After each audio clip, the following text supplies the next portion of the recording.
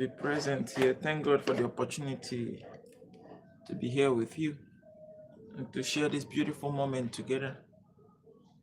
Your presence here is highly welcome. Your presence here is all that matters to me because I need you here to talk. So wherever you're watching from, wherever you're streaming from, you are highly welcome. I see you. I regard your presence, value you. And I hope this conversation will have some impact in your life. If there are questions about your behaviors that you sometimes ask yourself, you want to know why you act differently from every other person, you want to know why things are you react to situations differently from every other person, or you want to know why one particular person, a brother or either a sister, reacts differently from the family, or you have a friend that your behavior or reaction varies. You are friends, but there is a variation in how you both of you react to things. You can get your answer from this brief conversation or lesson. I thank you for being present. So wherever you're watching from in any part of the world, you're highly welcome. Your presence is so much regarded and appreciated. And thank you for giving me your ears. So I want to talk about our temperament. This is a conversation that I tend to take repeatedly and touch so many areas of our lives that we have unanswered questions. Places like why why we don't find the courage to react, to express ourselves in the public, in the open. Why we don't have the coordination, the necessary coordination when we come in a public place. Most of these things are not things we can directly control. They're not things we can have control or immediate control or over. But sometimes it requires a consistent effort, step by step, to bring them under control, not holistically, but a little bit under control. So why do you behave the way you behave? Why do you sometimes tend to understand things differently from others? Why do you sometimes struggle with having the same perspective or opinion about things with others? And this boils down to bring us to what we call temperament. Temperament. Sometimes this temperament can determine how you how you're able to relate with people, how you're able to take opinions to people from people, how you're able to give advices when you're in a position of leadership, how you're able to treat others when you are in a superior position to treat them. When you have if you're a staff, you're working, welcome. If you're a staff, you're working under a leader. Sometimes you realize that these individuals have different characters. They react differently to situations. Some of your leaders will tend to be very harsh when they are talking to you. Sometimes you see them as narcissists. You say, why is this person so harsh? Why is this person so hard on people? But it's their personality. It's the way God created them. Sometimes their intention is not to be harsh on you, but they don't have control over how they react to things. You're welcome to persons, please welcome. Can you give us a like? They cannot control how they react to things. It boils down to their temperament. You get some persons offended sometimes, they handle it in a different way. They don't make a fuss about that situation. Welcome in the house, please give us a like. So you offend some persons, they don't make it a very big thing, but there are other people that when you do a little thing against them, they blow it out of proportion. That is how God created people to act individually. It's temperament. Sometimes it's not something you have entire control over, and it's not something you learn. It's something that is there, inborn. You came to this world and started reacting that way. That is your temperament. That's how God made you. And if you don't understand these things, you will not have good relationship with people.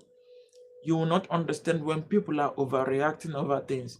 You might want to distance yourself from those people because you don't feel comfortable with the way they behave. But the reason why we need to understand others is to be able to help when it's not the person lacks the ability to control, to bring themselves under control. You that have an understanding of temperament and how it works will be able to help that person. So we'll be discussing the four human temperaments, and these temperaments are further divided into two. The first of all, I will list the temperaments before I go further into expanding. Welcome, Spiegelman from Germany. You're welcome. So the temperament, welcome everybody.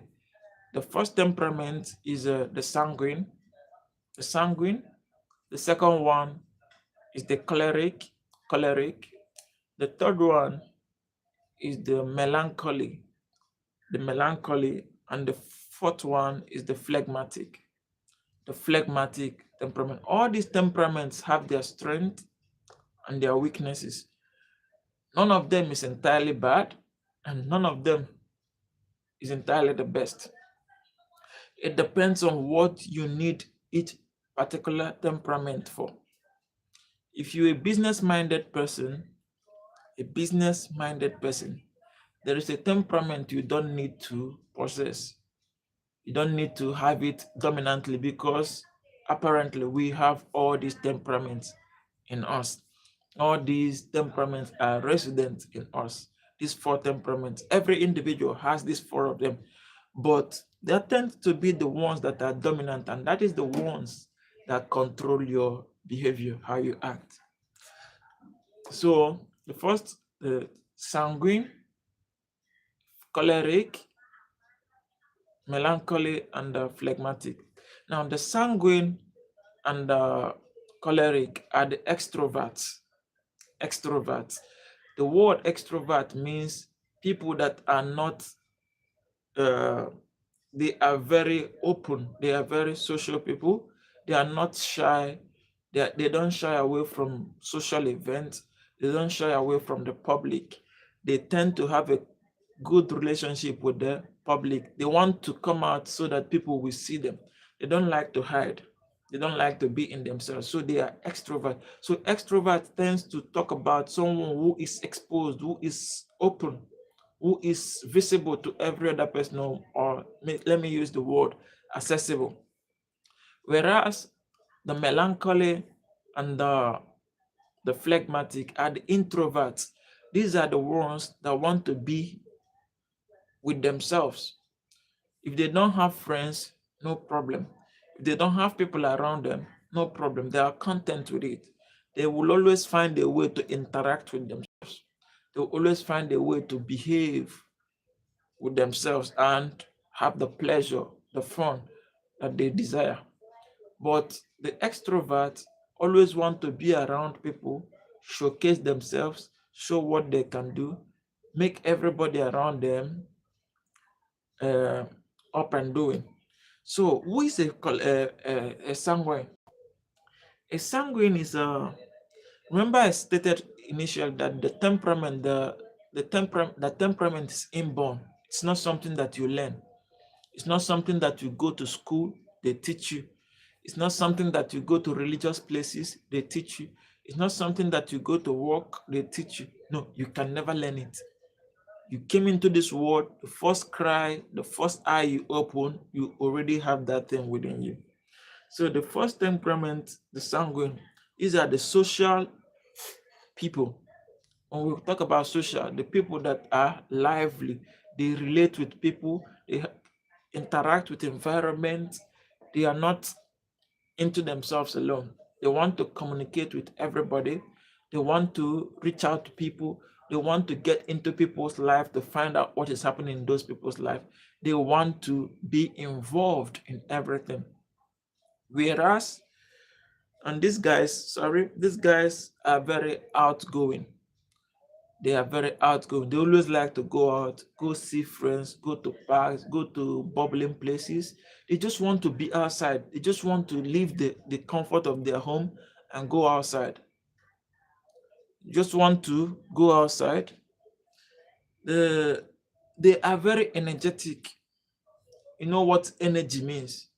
They have life. They are full of lives. They are full of vigor. They don't like dulling. They don't like quiet and dull places. Those kind of people, you see them in party, in clubhouses most of the times. See them in parties, in clubhouses most of the times. They just want to be everywhere. They just want to get involved in whatever that is happening. If they hear a sound outside, they are running outside to get to have a first-hand information of what that thing is. So their life is full of outgoing, adventurous. They always want to go out. And they talk a lot. A sanguine can stage you and talk to you for 1 hour without getting tired. They are most times very eloquent, very fluent in speech. They are just that way. They enjoy being around people. They enjoy being around people. When they are alone, the words you will be hearing from them most of the time is, I am bored, I am bored, I am bored. I need someone to talk to. That is their life. They cannot find pleasure within themselves. They like to stay around people. They are quick to start things. They are quick to start things. A sanguine can come in a place where everybody is struggling for things, what to start, struggling to do something, trying to find comfort, trying to buy time for them to do something. The sanguine comes into that place immediately and picks up that thing and start doing it instantly. They have that natural ability to be prepared at all times. They are always ready. They are always ready. And when they don't know something, they ask questions. When something is confusing them, they ask questions. They want to know. They are very adventurous. They are eager to learn people. They want to know. Now, these are their strengths. The strength of a sanguine is that they are fun. They are fun. When you are around them, you will be happy. They hardly have bad days. Even if they have bad days, they hardly show their bad days. They are always happy, always excited, always interactive with everybody. They hold sweet conversation. They make people laugh. They make everybody enjoy the moment. Again, they are very charismatic. That is where the energy comes. When you are down, when your spirit is down, a sanguine can talk you into, can revive you with words. It can bring you back to life. You see them doing things. They have charisma. They have that ability to hold attention, to hold the stage, to drive attention to themselves. When they walk into a room, when they walk into a house, they want everybody in that house to notice them. They have that aura to showcase themselves and to get noticed. Sometimes, even if they don't talk, they know how to carry themselves and people will notice them. So, in a nutshell, they are the friends of everybody. They are known by everybody. They are easily identified. The last one is that they are naturally encouraging. Naturally encouraging. I've pointed out this thing that if you are around them and you are discouraged, you see them doing things that will encourage you and you will buckle up. You will get up on your knees and you buckle up. So they are naturally encouraging people. Now, what is their weakness? Because everything that has a strength has a weakness.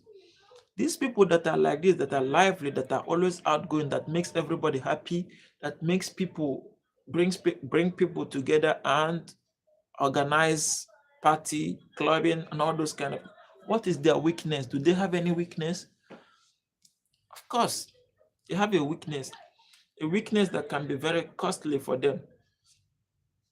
Number one weakness is that they are easily distracted. Because of the fact that they want to be in every place at the same time, they get distracted. They are having a conversation with you a very important conversation with you, but their mind is in another place. Maybe they have another appointment somewhere else that they need to be. Their mind is already there. So that is the challenges they have. They are easily distracted. Their life is mostly not organized. Their life is mostly not organized. They have that distraction in their life. They are not organized people. And they are very forgetful. When you entrust something that is very important to you in the hands of a sanguine, you can come tomorrow and ask for that thing. Believe me, they have no idea where they have kept that thing. You give them an information to pass to somebody, the tendency that they will forget that information is very high. They can forget that thing easily. So that is the weakness of that sanguine. They are very forgetful. They are not together. They have distractions in their life. And the last one, emotional swing. They have mood swing. They have mood swing. Today, they are your best friend. Tomorrow, they don't want to be your best friend again. They want another person as their friend. You know, this adventurous mindset, when they don't have what they need readily, it causes a kind of frustration, which brings that mood swing. So they always want to have everything available. And because it is not possible to have everything you need available, the frustration sets in, and sometimes it leads to depression. So that is it for sanguine. It's a very broad topic, a very broad subject, but this is where I want to stop it and get into the next one, the cholerics. Who are these cholerics? Who are these cholerics? Every world leader, you know, from the president of United States like Donald Trump, the president of Russia, Vladimir Putin, the Canadian, the prime ministers of Britain, every country, Netherlands, Germany, Sweden, all prominent world leaders, you know, have these choleric traits. They are naturally leaders. Welcome, everybody. Welcome. Please, can you give us a like and follow this, subscribe to this channel, please. They are natural leaders. They are born leaders. Every choleric, when they are very goal-oriented, when they set a plan for themselves, a target for themselves, they want to achieve that goal at all costs, by all means. Whatever it would take them, they don't accept no for an answer. They don't align with failure. They don't want to fail in anything. They don't want to compromise their strength with failure. They believe that they have this ability to succeed and get whatever they want. So they are very goal-oriented. The difference they have with sanguine is that they are more dominant and they are not as outspoken as sanguine. They don't talk a lot, but they have that dominant spirit in them. When you are in the same room with them, they want to be your leader. They want to suppress you. They want to be on top of you. They want you to do what they say.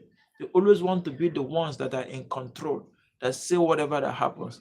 And when you have a different opinion to what they know or what they want, there tends to be a chaos. There tends to be toxicity in that moment, because they will not want you to have an opinion that will override their own opinion. So in other words, they are very dominant people. But these guys are good leaders. You need them in some certain cases. When someone wants to take your thing forcefully, you need a choleric to stand the ground for you. If you're not a choleric, you cannot bully them easily. No matter how tough you are, you cannot bully a choleric. They are not naturally dominant. And they don't like bullies. If you want to bully them, they will stand up against you. In fact, they are the actual bullies.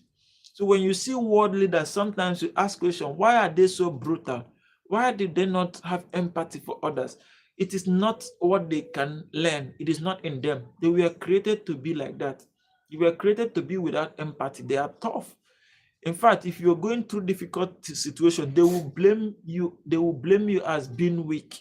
So cholerics don't believe in weakness. They believe that everybody should possess a strength, and that every goal you set for yourself, you should pursue it and achieve it. They don't believe that failure is possible. And when they fail, they go again. They don't give up easily. Welcome, everybody. Please, can you just subscribe to this channel? I'm discussing about the four temperaments. We need to understand why we act differently from every other person, why no individual is exactly the same. We are all different, we have different traits. So I was talking these temperaments is in everybody. To some persons, their own sanguine is in a very high rate. Some persons has theirs in the 80, 70%. Some has it at 40, but everybody has it. Some has it at 5%. So the dominant ones are the ones that make up your core temperament. So, but I'm talking about cholerics now. Say these guys are leaders. They are very goal oriented. They are achievers. They want everything to be done perfectly. They want everything to be, but most times they tend to make use of people to achieve what they want. Their tricks or their strength is to use people to get what they want. They don't always possess the skill to get what they want, but they want everything. Therefore, they have a way to manipulate people, to dominate people, to use people to get what they want. That's a choleric for you. So most world leaders, you see them that is people that are working for them. They actually don't have what it takes. It's people that are working for them. So what is their strength? They are very confident. They're never shy people, very confident. They come into a place, they believe they're the best.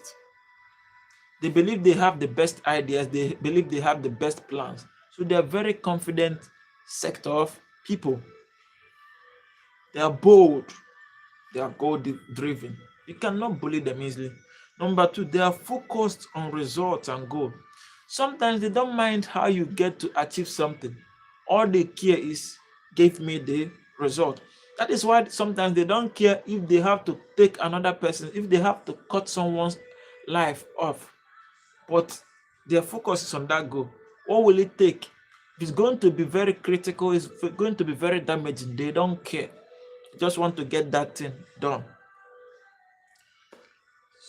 So they are very much goal oriented, very focused, very composed, very confident, and they are very decisive.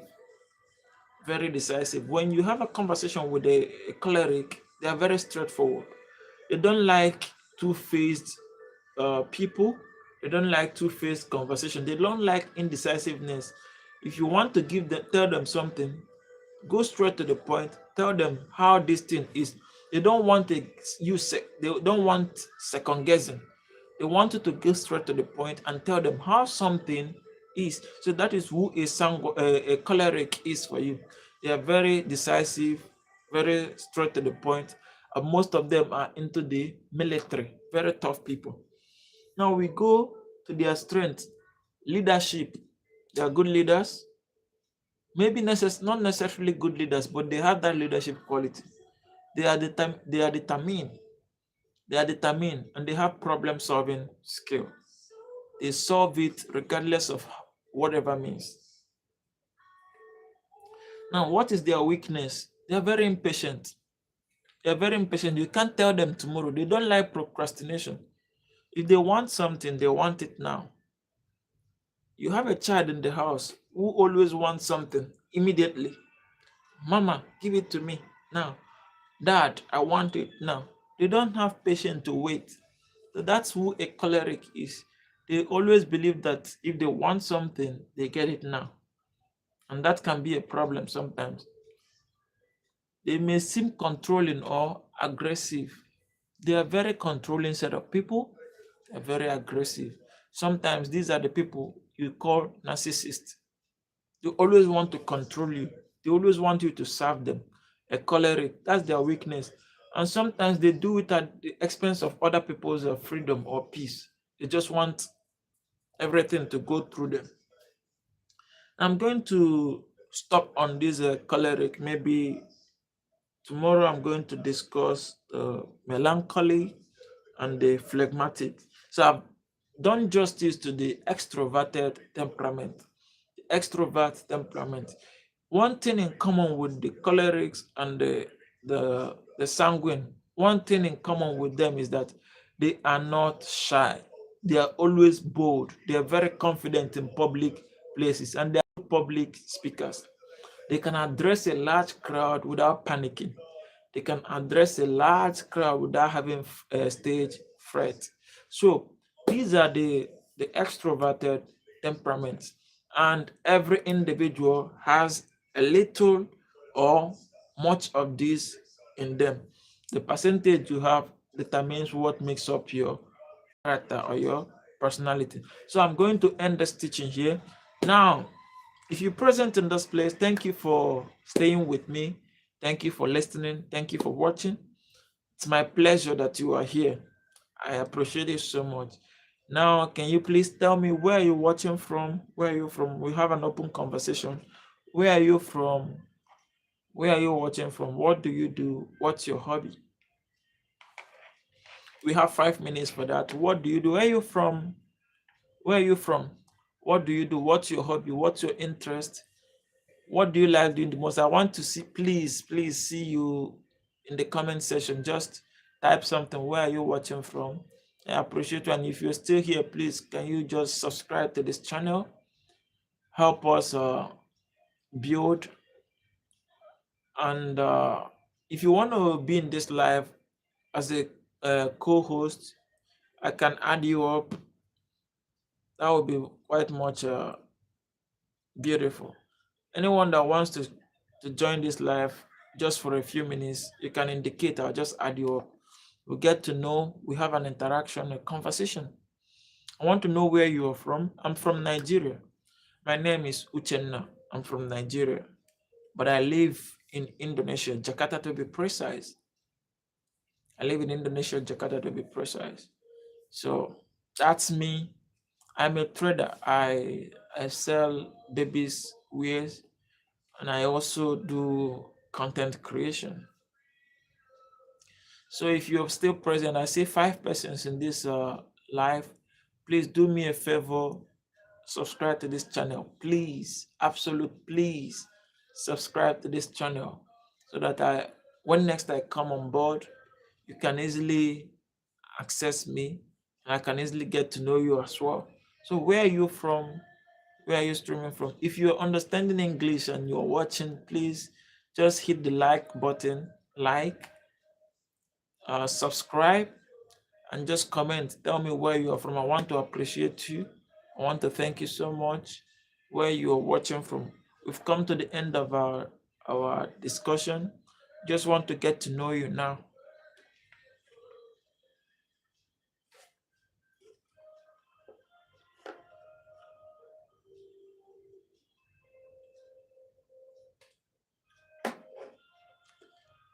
All right, where are you watching from?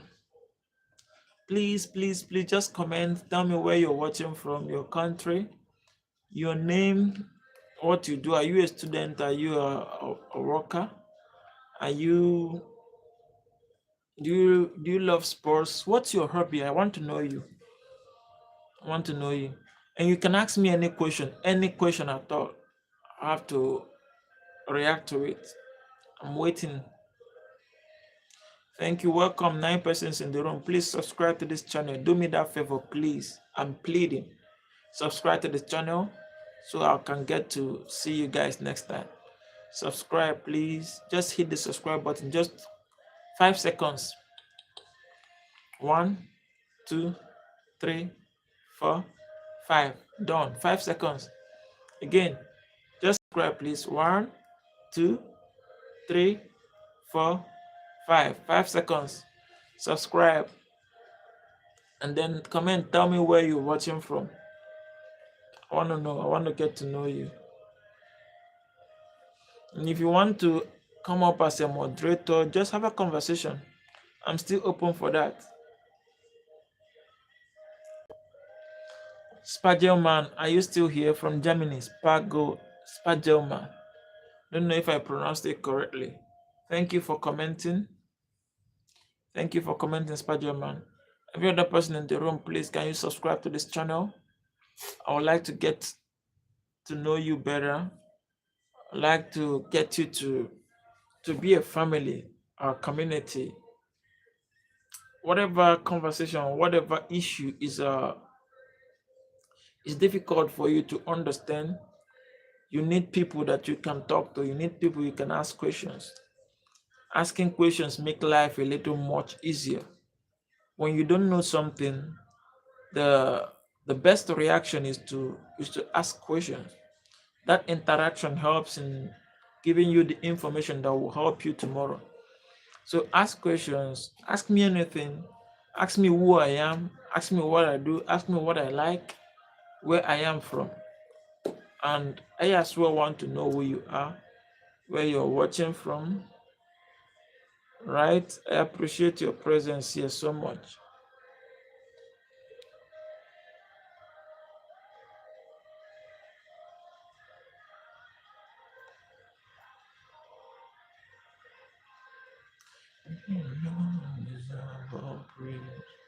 Your name above all names. All right, I'll have to end this live now. Thank you everyone once again that joined. It's already 4:30, 4:42 a.m. It's morning here already. My eyes are still heavy. I've not slept at all. Thank you everyone who joined. See you guys next time. Bye.